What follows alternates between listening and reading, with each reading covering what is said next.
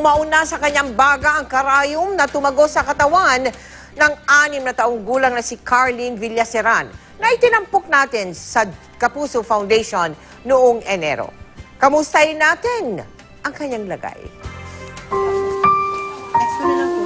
Nang hihina at hirap kumilos.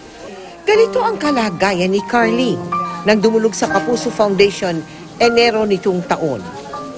Isang karayom ang pumasok sa katawan ng bata. Kasi ako po talaga nagtahi. Pero hindi ko naman po akalain na may matitirang karayom doon sa higaan namin. Naoperahan daw siya sa Sorsogon. Pero ayon sa lola ni Carlene, Naoperahan po siya doon pero hindi naman natanggal yung karayom. ating binalikan kamakailan si Carlene para kamustahin at inilapit kay Dr. Beda Espineda, isang pediatric surgeon, para matignan muli. Sa pagsusuri ni Dr. Espineda, wala na nakabaon doon sa likod, pumasok na sa kanyang baga.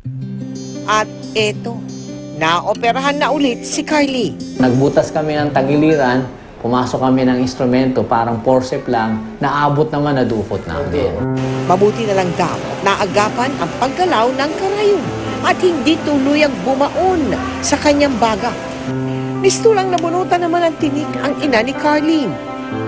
Sa ngayon, bumalik na ang mag-inang Carla at Carlene sa Sorsogon para makapaghanda sa susunod na pasukan.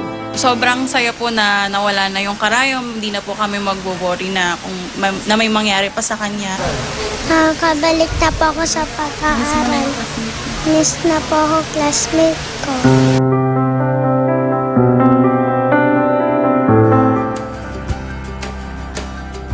Kanina lamang ay isang bagong pick-up ang tinanggap ng GMA Kapuso Foundation.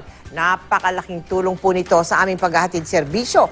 Kaya't sa Mitsubishi Motors Philippines Corporation, maraming salamat sa inyo.